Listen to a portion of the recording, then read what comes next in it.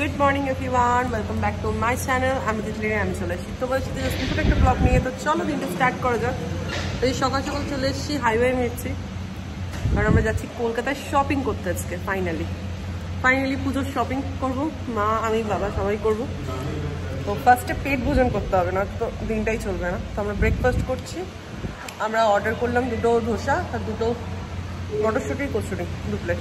তো চলো এখন খাওয়াতে একটু মনোযোগ দিই।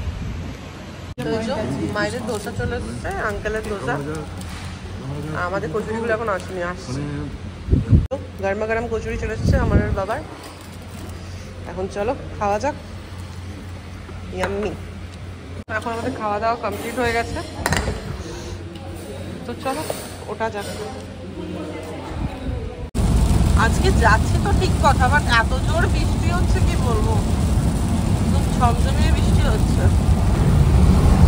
আমাদের কোনো প্রবলেম হবে না, বিকজ আমরা তো মলে যাবো, তাই অসুবিধা হবে না।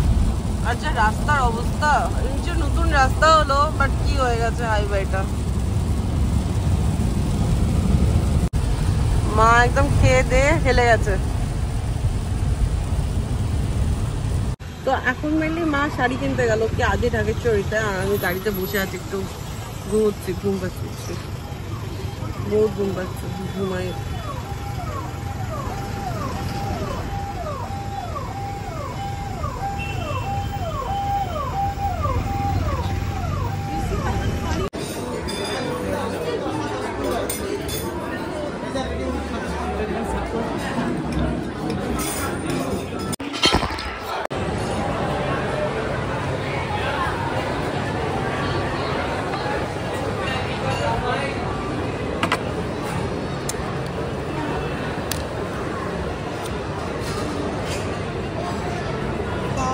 আমি খাবো না। তো তোমরা হয়তো ভাবছো যে আমার ভিডিওটা ওখান থেকে বন্ধ কেন হয়ে গেল, হঠাৎ করে খেলাম দিলাম, ডেজার্ট খেতে খেতে বন্ধ কেন হয়ে গেল। গেলাম শপিং করতে, বাট কি হয়ে গেল ব্যাপারটা হচ্ছে, আমরা যখন লাঞ্চ করেছিলাম, আমি মেনলি ওই কোথায় খেয়েছিলাম জানো মা, আমরা মেন লাইন চায়নাতে। তো আমি ফার্স্ট টাইম খেয়েছিলাম। তো ওটা চাইনিজ রেস্টুরেন্ট, যেহেতু কোনো রকম কোনো চাইনিজ অয়েল বা কোনো প্রনে কোনো অ্যালার্জি হয়ে গেছিলো, ঠিক আছে। আর নুডলসটা আমরা ভুলে গেছিলাম প্রনটা বাদ দিতে, বলতে আমাদেরই দোষের মতো। তো সামহাও আমার গোটা গায়ে অ্যালার্জি হয়ে যায় খাওয়ার পর। প্রথম বুঝতে পারিনি, প্রথম খুব শ্বাসকষ্ট হচ্ছিল। আমি প্রথম একটা জামা ট্রায়াল করেছিলাম, ঠিক আছে। তো প্রথম ভাবলাম কি জামা কাপড় থেকে কোনো ডাস্ট অ্যালার্জি হয়েছে, ঠিক আছে। তো মা বাবা তখন বাবার শপিংটা করছিল, আমি ওখানে সাউথ সিটি মলে প্যান্টালুন্সে আমার শপিংটা করছিলাম, দেখছিলাম প্রথম একটু কোথায় কি। তো যাই হোক, তখন যখন একটা ট্রায়াল করে দেখি একটু শ্বাসকষ্ট হয়।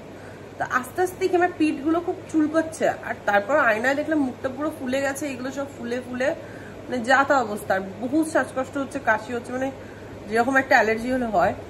তো অনেকক্ষণ বসেছিলাম, মায়েদের ডাকলাম, যে অনেকক্ষণ বসলাম। তারপর মা বললো ঠিক আছে চল জুতোটা কিনে নি, জুতোটা তো বেশি খাটাখাটি করতে হবে না, জাস্ট পছন্দ করবে, আর সাইজ তো জানিস। তো তাই জুতোটাকে কিনলাম, ঠিক আছে। তো দিয়ে তারপর ওরাই বললো কি একটা অ্যালার্জির ওষুধ সামনেই মেডিসিন শপ আছে, ওখান থেকে একটু যদি নিয়ে এসে দিয়ে, বাবাই নিয়ে এলো, দিয়ে খেলাম।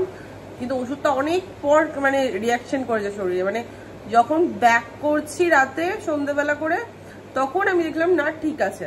বাট তারপর তো আমি শপিং করেছি, শপিং খুব একটা আনন্দে করতে পারিনি, মানে ট্রায়াল রুমে ঢুকে যেন বেশি কষ্ট হচ্ছে, যে ট্রায়াল দেবো জামাটা, মানে এতটাই কষ্ট হচ্ছিল, মানে কিছু করে মানে শপিং করবো, মানে মজাটাই ছিল না।